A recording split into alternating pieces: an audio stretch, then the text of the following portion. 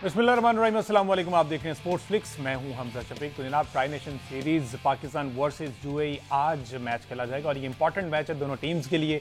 Unfortunately अब ये कहना पड़ा है कि अगेंस्ट यूएई भी हमें मोहतात रहना है, हमें ये मैच जीतना ताकि हम डायरेक्ट क्वालिफाई कर सके इस ट्राई नेशन सीरीज के फाइनल के लिए। अगर खुदा न खास्ता पाकिस्तान ये मैच हार जाता है तो शायद हो सकता है कि बाद में अफगानिस्तान यूएई को हराकर फाइनल भी यूएई और अफगानिस्तान को हो जाए। फिर नेट रन रेट पर बात आएगी, टेबल को टॉप कौन कर रहा है और पॉइंट्स को देखते हुए ये फैसला किया जाएगा। लेकिन पाकिस्तान को ये मैच जीतना जरूरी है। अगर यूएई को भी इस टूर्नामेंट में रहना है तो ऑब्वियसली उसको मैच ये जीतना जरूरी है, अदरवाइज अफगानिस्तान क्वालिफाई कर जाएगा फाइनल के लिए। और फाइनल में क्या हिकमत अमली बनाई जाएगी ये फिर पाकिस्तान को सोचना पड़ेगा। बहरहाल हिकमत अमली तो आज के मैच की बहुत ज़्यादा ज़रूरी है क्योंकि वही शारजा ग्राउंड है। एक मैच में कुछ रिजल्ट आता है, दूसरे में कुछ आता है। बैटिंग बॉलिंग तमाम जो सूरत हाल है वो हम सब के सामने। तो प्लेइंग 11 आज के मैच की क्या हो सकती है, किसको तब्दील किया जा सकता है, खबरें ये हैं और उम्मीद ये की जा रही है कि जनाब सलमान मिर्जा को मौका दिया जा सकता है। बहरहाल इससे हट के थोड़ी सी बात करनी, जनूबी अफ्रीका जो है वो 4 साल के जायद अरसे के बाद पाकिस्तान का दौरा कर रहा है। जो एक्सपेक्टेड टूर प्लान है वो शेयर कर दिया गया है, जो कि 20 से 24 अक्टूबर के दौरान ये टेस्ट मैच और ओडीआई और वनडे ये इसी साल के एंड तक जो है वो हमारी ये सारी सूरत सामने हो जाएगी। उसके बाद हॉकी के वाले से भी ये खबरों में रहते हैं अपने मुआवजे को लेकर। और अब ये 400 रुपये के डेली अलाउंस के बारे में कोई बात हो रही है कि डेली अलाउंस हॉकी प्लेयर को 400 रुपया दिया जाएगा फॉर गॉड से। बहरहाल इस पर भी हमने बात करनी है। Senior sports analyst Ahmed Saeed साहब हमारे साथ मौजूद हैं। अस्सलाम वालेकुम अहमद, आज के मैच से ही हम आगाज़ कर लेते हैं वर्सेस यूएई। हमने पिछला मैच इतना कोई आसानी नहीं हराया था, उसमें भी एक दफ़ा ऐसा लगा कि आसिफ अली की जिस तरह से परफॉर्मेंस थी ऐसा लगा कि पाकिस्तान के हाथ से ही मैच जा सकता है। वो आउट हुए, देन फिर वो यूएई की टीम कोलैप्स कर गई। लेकिन आज व्हाट डू यू से, सलमान मिर्जा को मौका मिल सकता है? अगर मिलता है तो क्या शाहीन को रेस्ट करवाएंगे या फिर हम हारिस को रेस्ट करवाएंगे? देखें, सबसे पहले तो बिल्कुल ये T20 एक ऐसा फॉर्मेट है कि जिसमें हम मतलब इस बात का इम्कान होता है कि कोई भी टीम किसी भी टीम को हरा डाले। T20 के जब पहला वर्ल्ड कप खेला गया तो उसमें जिम्बाब्वे की टीम ने जो है वो ऑस्ट्रेलिया को शिकस्त दे दी थी। लेकिन हम तो ज़ाहिर है बतौर टीम ही उस कंडीशन में आ गए हैं कि हम खेलते ही अब आयरलैंड, जिम्बाब्वे, अफगानिस्तान और यूएई जैसी टीमों के साथ हैं। तो हमारा चूँकि अब मुकाबला इनके साथ होता है तो हम इनके साथ भी खेलते ज़रा मोहतात रहते हैं कि हम इनसे भी ना आ जाएँ, जैसा कि हम अमेरिका से हार गए थे 2024 के वर्ल्ड कप में। तो अब हम अपनी गलतियों की वजह से, अपनी यूँ कह लीजिए कि नेग्लिजेंस की वजह से उस कंडीशन में आ गए हैं कि यूएई के साथ मैच से पहले हमें ये सोचना पड़ रहा है कि हम ये मैच जीतेंगे तो ही हम फाइनल में जाएंगे, वरना मुश्किलात हो सकती हैं क्योंकि यूएई का दूसरा मैच जो है वो अफगानिस्तान के साथ भी अभी बाकी है। तो यूएई की टीम आपने बिल्कुल दुरुस्त निशानदेही कर दी कि मोहम्मद आसिफ खान और मोहम्मद वसीम ये दो प्लेयर हैं जो बहुत ज़्यादा डिबेट्स के अंदर हैं, इनके ऊपर बहुत ज़्यादा गुफ्तगू हो रही है कि ये दो ट्रम्प कार्ड जिन्हें कहा जा सकता है यूएई की टीम का। पाकिस्तान की टीम का जो पहला मैच यूएई के अगेंस्ट खेला गया उसमें अगर आप देखें तो पाकिस्तान ने जो विकेट्स हासिल कर ली उनके चेज में यूएई के, उसने बाद में हेल्प की, वरना आसिफ खान ने आके एंड पे एक अच्छी इनिंग्स खेल दी थी। अगर उनके पास विकेट्स इन हैंड होती तो शायद वो उस मैच को फिनिश भी कर देते। पाकिस्तान की टीम में जहां तक तब्दीलियों की बात है तो हारिस रऊफ एक ऐसा मेरे जहन में इस वक्त एक नाम आ रहा है कि जिसके बारे में जो लास्ट मैच उन्होंने खेला उसमें बहुत ज़्यादा कंफर्टेबल दिखाई नहीं दिए। उनकी लाइन लेंथ भी डिस्टर्ब थी, उनकी जो कंट्रोल था बॉल के ऊपर वो भी हमें उस तरह से देखने को नहीं मिला है। और सलमान मिर्जा एक ऐसे प्लेयर हैं कि जिनको हम अगर एशिया कप के प्लान में पाकिस्तानी टीम का हिस्सा समझते हैं तो फिर उनको जाहिर है कि प्रॉपर क्रिकेट मिलनी चाहिए ताकि वो यहाँ कंडीशन से भी हम आहंग हों। और यही ऑलमोस्ट टीमें हैं जिनसे हमने एशिया कप के अंदर जाकर खेलना भी है। पाकिस्तान के ग्रुप में यूएई शामिल है वहाँ पर भी। तो सलमान मिर्जा को आज के मैच में एक्सपोज करना चाहिए, उनको चांस मिलना चाहिए और पाकिस्तान की टीम इस माइंडसेट के साथ इस मैच में उतरे कि ये मैच भी जीतना है और एशिया कप की तैयारी भी करनी है। देखें, किसी भी किस्म की अगर आप तैयारी कर रहे हो, आप जब तक जीत की आदत नहीं डालेंगे ना उस वक्त तक हर किस्म की तैयारी बेकार है। अच्छा, हम हर मैच हारने के बाद ये कह देते हैं कि जी हम फलां टूर्नामेंट की तैयारी कर रहे हैं। तो फलां टूर्नामेंट की तैयारी करने का ये मतलब नहीं है कि आप मैचेस हारना शुरू कर दें। 2 मैचेस हम जीते, एक अच्छा मोमेंटम मिला, थोड़ी सी उम्मीद पैदा हुई, फिर हमारी टीम आगे जो है अफगानिस्तान से मैच हार गई। और यही स्टोरी है पिछले कुछ अर्से की, हम कंसिस्टेंटली मैचेस नहीं जीत पा रहे हैं जिसकी वजह से प्लेयर्स के अंदर जीतने की हैबिट डेवलप नहीं हो रही है। एक हैबिट होती है, जीतना भी एक आदत है। तो वो हैबिट जो है ना, वो ऑस्ट्रेलिया क्यों हर मैच जीत जाता है? ऑस्ट्रेलिया हर फॉर्मेट में हर तरह क्रिकेट खेलते हुए मैच इसलिए जीतता है कि उनके प्लेयर्स को ग्रास रूट से जीतने की आदत डाली है। वो प्लेयर इसलिए तैयार नहीं होते कि मैंने 6 महीने किसी प्रोजेक्ट में हिस्सा लेना है या उसके बाद मैंने जाके एक सीरीज खेलनी है। वो इसलिए तैयार होते हैं कि उनके यहाँ एक ही मकसद है हर एक्टिविटी का, और वो है कि जीतना। उनके नजदीक हर चीज जीतने के लिए होती है। तो जो भी तैयारी होगी, आप किसी भी इवेंट की तैयारी कर रहे हो, आप जब तक जीत की आदत नहीं डालेंगे उस वक्त तक ज़हनी तौर पर जो चैंपियन प्लेयर होते हैं वो तैयार नहीं होंगे। अच्छा, अब सलमान मिर्जा के एडिशन की आप बात कर रहे हैं कि उनको शामिल करना चाहिए। सलमान मिर्जा को यूएई के अगेंस्ट, अब ये स्कोर कार्ड मेरे सामने, सलमान मिर्जा ने 4 ओवर करवाए, 43 रन दिए, एक खिलाड़ी को आउट किया, इकॉनमी इनकी 10.75 किया, 3 वाइड बॉल किए, चांस दिया, छोटा मैच समझ के चांस दिया, लेकिन सलमान को मार पड़ गई। अब आप समझते हैं कि फिर इसी टीम के खिलाफ इनको चांस देना चाहिए, और अगर इसमें परफॉर्म कर भी जाते हैं, जो कि डेफिनेटली सिलेक्ट होते हैं तो परफॉर्म करेंगे, तो फिर क्या इस परफॉर्मेंस की बेस में हमें अफगानिस्तान वाले मैच में खिलाएंगे? फाइनल में मैच होगा, फाइनल में 13 महीने बिठा देंगे, तो फिर फायदा। देखिए जाहिर है किसी प्लेयर को तैयार करने का ये तो नहीं ना तरीका होता कि आप उसे एक मैच खिलाएं और उसे बाहर कर दें। जब आपने प्लेयर पिक करना होता है ना, जब आप उसको स्क्वाड में ले आए हैं, तो इसका मतलब है कि आपने इस बात का ऐलान कर दिया है कि हमारे पास जो बेस्ट अवेलेबल प्लेयर है ना वो यही हैं। अब आपने इन्हीं प्लेयर्स के साथ आगे बढ़ना है, इन्हीं प्लेयर्स को आपने चांस देना है, इन्हीं को आपने तैयार करना है, इन्हीं को आपने नर्चर करना है। तो सलमान मिर्जा एक ऐसा लड़का है कि जो टीम में अभी नया आया है, पहली बार वो शारजाह मैच खेल रहे थे, और ऑपोजिशन जो भी हो, जाहिर है पहला मैच खेलने का प्रेशर तो होता है। तो सलमान मिर्जा को अगर यही चांसेस कंसिस्टेंटली मिले होते, वेस्ट इंडीज में भी साथ लेकर जाते, ये वाले मैच भी अगर 4-5 खिला देते, तो अब तक कंडीशन से हम आहंग हो चुके होते और एशिया कप में आपको वो एक तैयार प्रोडक्ट के तौर पर मिलते। मसला ये है कि आपने उनको टीम में रख तो लिया, आपने ये तो बता दिया कि हमारे जो 16-17 बेस्ट लड़के हैं उनमें सलमान मिर्जा आता है, ये मतलब है ना टीम में सेलेक्ट करने का। सलमान मिर्जा उन लड़कों में आता तो है, लेकिन वो हमारी प्लेइंग 11 का हिस्सा नहीं बन रहा। तो सलमान मिर्जा को टीम में आप अगर, तो वो आपके एशिया कप के प्लान का ही स्पेशली हिस्सा है, तो फिर आप उसको इसीलिए वेस्ट इंडीज ने लेकर गए। अगर वेस्ट इंडीज में भी वो आपके साथ जाता, तो फिर आप कहते हैं कि लड़का है जो हमारी टीम के साथ मुस्तकिल जा रहा है, लेकिन आप उसे स्पेशली एशिया कप के लाए कंडीशन में खिलाने के लिए।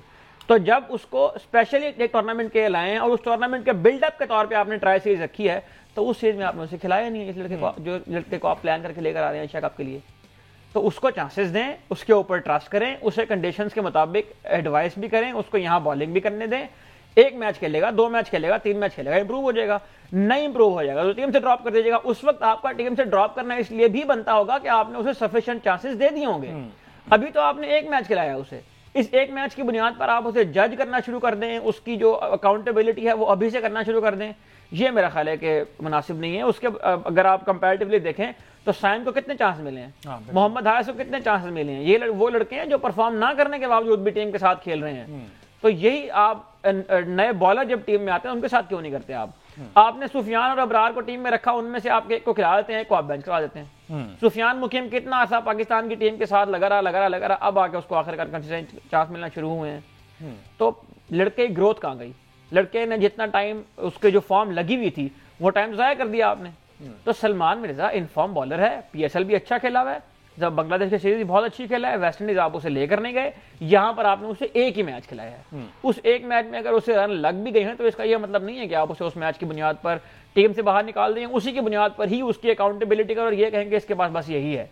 तो उसे खिलाएं, ट्रस्ट करें, एतमाद दें। समटाइम्स ये होता है कि प्लेयर की जो मेंटल कंडीशन होती है ना, उसकी वजह से ये लग रहा होता है कि इसमें शायद कुछ टेक्निकल प्रॉब्लम पाई जाती है। हमारे जिस तरह के कोचेज है ना, वो ये समझते हैं कि कुछ समटाइम मेंटल बैरियर भी होते हैं। उस मेंटल बैरियर को हल करने के लिए जब आप टेक्निकल एडवाइसेस देना शुरू हो जाते हैं ना कोचेस, तो भी आप प्लेयर के साथ जाती करते हैं। उसको एडवाइस दें, लेकिन जो उसका बेस्ट है, जो उसकी स्ट्रेंथ है, उसको उसके मुताबिक परफॉर्म करने दें। ठीक है, चलो सलमान मिर्जा की चूंकि बात हुई थी, उन्होंने पीएसएल में परफॉर्म किया, फिर आपने बांग्लादेश के लिए वहां पे जाके एक्स्ट्रा ऑर्डिनरी परफॉर्म किया डेब्यू मैचेस में। उसके बाद अचानक जो है वो वेस्ट इंडीज के अगेंस्ट ड्रॉप कर दिया गया। ये कुछ साइकी समझ नहीं, और बगैर बताया ड्रॉप किया, कोई रीजन भी उसने नहीं बताई कि कंडीशन शायद सूट नहीं करती। अच्छा, अब जब वो कंडीशन सूट नहीं करती, वापस आए, दोबारा स्क्वाड में डालिए। अब स्क्वाड में डाला तो एक मैच खिलाया, उसके बाद दोबारा बिठा दिया। तो इस तरह से किसी भी प्लेयर को कॉन्फिडेंस तो डेफिनेटली मिलेगा नहीं। तो इसके लिए पीसीबी को गौर करना होगा। अगर उनको आज के मैच में खिलाया जाता है तो उनको फर्दर मौका मिलना चाहिए, लेकिन सवाल फिर वही उठता है कि आखिर किसकी जगह अगर उसको खिलाना, तो फिर आपको शाहीन या हारिस में से जो प्राइम टाइम प्रीमियम बॉलर है, हारिस रऊफ को रेस्ट दे देना। हारिस रऊफ के बारे में तो कोई ऐसा मसला नहीं है कि आपने उसका स्किल चेक करना है या आपने उसको जो है वो, हारिस रऊफ तो एक आजमाया हुआ प्रोडक्ट है। हारिस रऊफ यूएई के खिलाफ नहीं भी खेलेगा तो खैर है। हारिस रऊफ को आप खिला लें, जो आपका प्रीमियर बॉलर है। प्रीमियर बॉलर क्या होता है? प्रीमियर बॉलर ये होता है इसने बड़ी टीमों के खिलाफ, लेकिन मसला ये कि इन प्रीमियम बॉलर्स को भी अब प्रैक्टिस की जरूरत है ना, उनको भी ये मैचेस चाहिए ताकि वो भी रिदम में आ सकें, वो भी फ्लो में आ सके, उनको भी पता चले कि बॉल कैसे करना है। जब बड़ा मैच आए तो उनको पता हो कि हमने इन कंडीशन में कहाँ बॉल किए थे, क्योंकि शॉर्ट मेमोरी है ना, भूल जाते हैं फौरी तौर पर। अगेन वो आप वाला चैलेंज है कि 6 गेंदें एक जगह पर करके दिखा दें, अगले 10 साल तक वो चैलेंज लाइव है। बहरहाल एक ब्रेक ले लेते हैं, ब्रेक के बाद वापस आते हैं तो जरा प्लेइंग 11 पर बात करते हैं, क्योंकि बैटिंग को तब्दीली अगर करनी पड़ती है, क्योंकि बहुत सी तलवार अब लटक रही है हारिस के ऊपर, जो मोहम्मद हारिस हैं उनके ऊपर, और इसके साथ साथ फ़खर जमान को भी अब सोचना पड़ेगा कि वो परफॉर्म नहीं करे। एक ब्रेक के बाद जी स्टे विद अस।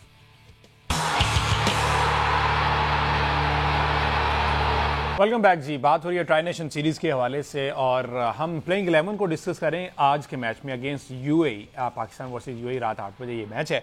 अच्छा एमसी साहब, तब्दीलियां अब चूंकि बात कर रहे हैं, हमने सलमान मिर्जा की बात की कि हारिस को बाहर बैठाना पड़ेगा, शाहीन को। अब मसला ये है, कहने वाले ये कहते हैं, सूत्रों के अनुसार वो मेरे तक बात ये पहुंची है कि शाहीन और हारिस को बाहर करते हुए 100 बार सोचना पड़ता है, कहीं से परमिशन लेनी पड़ती है, ऊपर से अप्रूवल आता है, तो इनको बेंच कराया जाता है, इनको रेस्ट दिया जाता है। निकालने का लफ्ज इनके लिए इस्तेमाल नहीं हो सकता कि इनको निकालना है, इनको रेस्ट दिया गया। क्या लगता है ये जो टीम में तब्दीलियां होती हैं, माइक हैसन साहब इतने स्ट्रांग हैं, इतने तगड़े हैं कि वो अपने भी आप पे कह सकें कि भाई आज का मैच ये नहीं खेलेगा, कप्तान से मुशावरत के बाद, ठीक है, कि ये नहीं खेलेगा, ये खेलेगा, मुझे ऐसा लगता है कि ये बेहतर, या फिर यहां पर कोई हेड ऑफिस हेडक्वार्टर में बैठा बंदा फोन करता है कि आज इसको खिला लो, इसको बाहर कर लो। लेकिन ये बहुत खतरनाक किस्म का सवाल आपने पूछा है, और अगर मुझे आप यहाँ पर कहने की इजाज़त दें, अगर आप मेरे से आपने सवाल पूछ ही लिया है, तो माइक हैसन के बारे में जो उनके करीबी जो इत्तलात फराहम करते हैं, या वो लोग जिनकी माइक हैसन से कहीं मुलाकात हुई है, वो उनके मिजाज के बारे में ये बताते हैं कि माइक हैसन जो है वो बहुत धीमे मिजाज के आदमी है। अच्छा। मतलब इस तरह के लोगों के बारे में नाइस गाय की टर्म जो है वो इस्तेमाल की जाती है, और बहुत ज़्यादा अथॉरिटेटिव भी नहीं है माइक हैसन। यानी उनके अंदर कोई मतलब ऐसा नहीं है कि वो जिस बात को सोच लें उसको वो इंसिस्ट करें और उसके ऊपर वो स्टैंड लें, जैसे मिकी हुआ करते थे। जी हाँ, यानी इस किस्म की उनकी नेचर नहीं है। माइक हैसन अपने जो उनके साथ कोचिंग स्टाफ में न्यूजीलैंड के लोग मौजूद हैं, उनसे वो ज़्यादा मशावरत करते हैं, लेकिन टीम बनाने के मामले में जो उनको डिक्टेट कर दिया जाए उसके ऊपर वो ज़्यादा अमल करते हैं। अब ये डिक्टेशन कहाँ से आ रही है? ये आप फ्रेंचाइज क्रिकेट की अगर बात करें तो फ्रेंचाइज क्रिकेट की उनकी सारी लाइनअप निकाल के देख लें, कहीं पर भी आपको ऐसा नहीं दिखाई देता कि उनकी प्लानिंग के अंदर, उनकी लाइनअप्स के अंदर कोई सिंक्रोनाइजेशन हमें मिलती है। अगर तो ऐसा है तो फिर जाहिर है कि कोच के ऊपर क्वेश्चन मार्क है कि भाई आपकी जो टीम सेलेक्ट हो रही है 10 मैचों के लिए PSL के, उसी की कोई सेंस नहीं बन रही। किसी लड़के को आप कहीं खिला रहे हैं, किसी को आप कहीं खिला रहे हैं, कहते आप ये कि आप डेटा पे इन्हिसार करते हैं, लेकिन जो लड़के आप खिला रहे हैं डेटा तो ये नहीं कहता कि कसाफी की पिचों के ऊपर और पिंडी की पिचों के ऊपर इस तरह के लड़के खेलने चाहिए। PSL के 5 मैचेस जीते, ये पाकिस्तान की टीम में अपॉइंट हो गए हेड कोच, उसके बाद PSL के 5वें मैच हार गए और फिर इनकी टीम PSL से बाहर भी हो गई। इसी तरह पाकिस्तान की टीम में अगर आए तो कुछ नाम ऐसे बहरहाल हैं कि जिनको ड्रॉप करते हुए इनके पर जलते हैं। उसकी वजह यह है कि जब आपने माइक हैसन को कोच लगा दिया, और माइक हैसन को कोच भी इसलिए लगाया गया है कि वो जो एक मखसूस लॉबी है जो पिछले 4-5 सालों से PCB के अंदर बैठी हुई है, उनको इस तरह के लोग शूट करते हैं, बेबस से हैं, जो उनके आगे जी सर हैं, जिनको आप एक पर्ची पकड़ा दें तो वो उस पर्ची के ऊपर बहुत ज्यादा, यानी उनकी जो पेशानी है उसके ऊपर बहुत ज्यादा वो सिलवटें ना पड़े और वो उसके ऊपर अमल दरामद करने में अपने आप को आफियत महसूस करें। तो माइक हैसन के करीबी लोग ये बताते हैं कि माइक हैसन बहुत ज़्यादा इसके ऊपर तबसरा भी नहीं करते, बहुत ज़्यादा इसके ऊपर बात भी नहीं करते।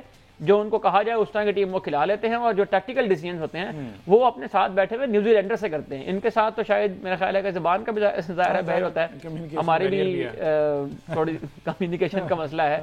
लेकिन माइक हैसन के जो करीबी लोग हैं वो बहरहाल ये बताते हैं कि मिजाज के एतबार से बहुत ज़्यादा अथॉरिटेरियन मिजाज नहीं है उनका। ठीक है। अच्छा, अब आ जाए जरा बैटिंग ऑर्डर पे। टॉप पर वही साइम और साबिज़ादा फरहान है, और डेफिनेटली ये एक्सलरेट करेंगे, बहुत अच्छा परफॉर्म करेंगे इंशाल्लाह आगे आने वाले मैचेस में। आज के मैचेस में भी इनमें इतना पोटेंशियल है। फ़खर जमान थोड़ा सा स्ट्रगल करते हुए दिखाई दे रहे हैं, स्टार्ट अच्छा ले रहे हैं, एग्जीक्यूट नहीं कर पा रहे। शायद हो सकता है कि अभी भी उनको माइनर कोई इंजरी फील हो रही हो, लेकिन बता नहीं रहे हूँ, या मेडिकल टीम जो है वो अभी एक्सपोज ना करने चाह रही हो, या बैकअप प्लान तैयार ना, व्हाट्सएवर। उसके बाद आ जाते हैं सलमान अली आगा और हसन नवाज। ठीक है, इन दो के गुजर जाने के बाद नीचे आती है एक पर्सनैलिटी जो कि मोहम्मद हारिस इनका नाम है। हारिस को यह यकीन हो चला है कि जनाब मेरे अलावा इस सीरीज़ में और एशिया कप में तो कोई आ नहीं सकता, ठीक है, क्योंकि साबिज़ादा फरहान कीपिंग करना नहीं चाहते, मेरे अलावा इनके पास और कोई ऑप्शन नहीं है। और सुनने में ये आया कि जो हैं मोहम्मद हारिस, ये सिर्फ और सिर्फ 15 या 16 की एवरेज लेकर चल रहे हैं पिछले 3 साल से। तो ये जो बार बार डेटा की बात होती है ये वाला डेटा क्यों नहीं इनको नजर आता? इनको किन बेसिस पर, किन वजूहात की बिना पर इनको बार बार सेलेक्ट कर लिया जाता है? मुझे याद है यकीनी तौर पर 3 साल से अरसा तो हो गया है कि वो इसी एवरेज और इसी परफॉर्मेंस के साथ चल रहे हैं, मासवाए वो कजाफी वाला ही एक सेंचुरी अगेंस्ट बांग्लादेश। देखिए मोहम्मद हारिस की अगर आपने एवरेज की बात की तो पहले मैं नंबर रखता हूँ अच्छा, फिर इसके ऊपर हम एनालाइज करते हैं। मोहम्मद हारिस की इंटरनेशनल क्रिकेट में एवरेज है वाइट बॉल में तमाम मैच में मिला के 15.6 की। अच्छा, मोहम्मद हारिस की पाकिस्तान से बाहर बैटिंग करते हुए बैटिंग एवरेज है 10.4 की। मोहम्मद हारिस की अफगानिस्तान के अगेंस्ट बैटिंग एवरेज है 7.6 की। मोहम्मद हारिस की यूएई के खिलाफ बैटिंग एवरेज है 6.5 की। कौन सा ऐसा क्राइटेरिया है जिसकी बुनियाद पर मोहम्मद हारिस इस टीम में बनते हैं?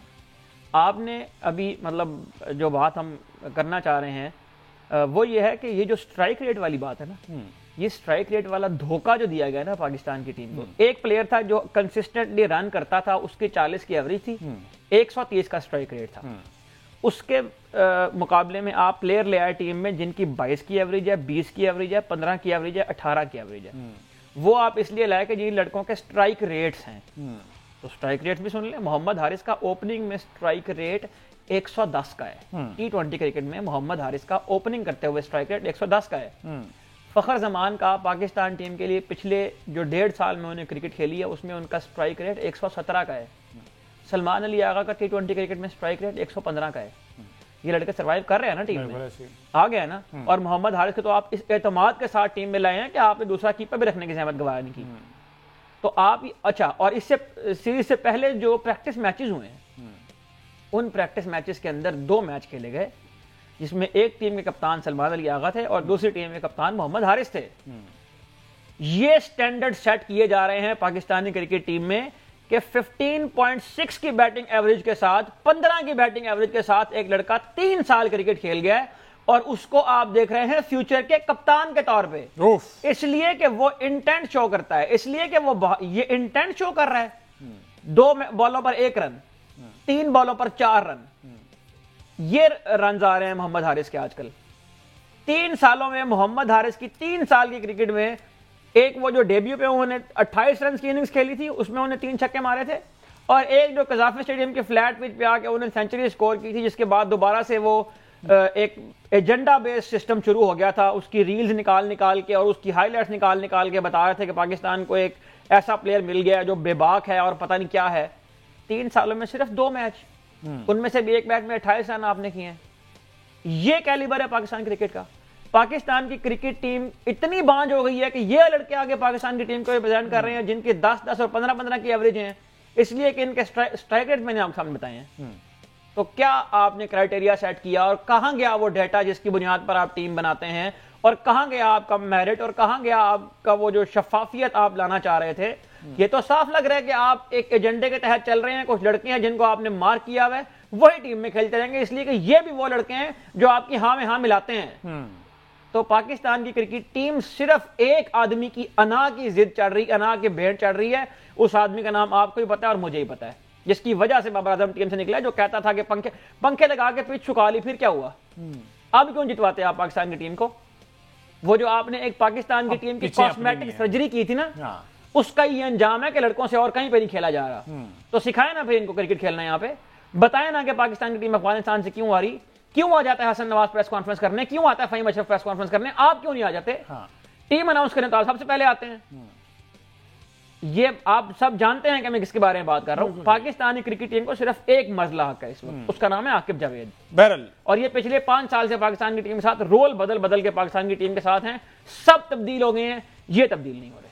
चलें, होप फॉर दी बेस्ट। अल्लाह करे कि इनके होते हुए भी पाकिस्तान टीम जो है बेहतरी की जानिब गामजन हो जाए और आज ही का वो मैच हो, यहाँ से विनिंग स्ट्रीक जो है वो कंटिन्यू हो जाए। पाकिस्तान आज ये मैच जीत कर फाइनल के लिए क्वालिफाई करे, फाइनल में अफगानिस्तान को हरा कर और अच्छे अंदाज में, खुशी के अंदाज में, हंसते खेलते हम स्टेप इन करें एशिया कप में। वहाँ पर हमारा बड़ा मुकाबला जो है वो 14 सितंबर को अगेंस्ट इंडिया है, वो जीतना बहुत ज़्यादा ज़रूरी है। जो कि जो भी इस खत्ते में सूरत हाल बनी हुई है, इसमें इंडिया से हम हारना किसी सूरत अफोर्ड नहीं कर सकते। लेकिन अनफॉर्चुनेटली अभी इस वक्त जो कारकर्दगी है पाकिस्तान क्रिकेट टीम की, इसको देखते हुए अनफॉर्चुनेटली हमें कहना पड़ेगा कि इंडिया की team is way better than अभी ऑन पेपर अभी, और परफॉर्मेंस तो हमने अपनी देख ली है कि वो बहुत तगड़ी लग रही है। उसके लिए तगड़ी तैयारी करनी पड़ेगी, लेकिन ये शॉर्टर फॉर्मेट है, ये कुछ भी हो सकता है। On day on ground T20 format है, कुछ भी हो सकता है। बहरहाल इस पर बात करेंगे आने वाले शोज में। मुझे दीजिए इजाजत, अल्लाह हाफ़िज़।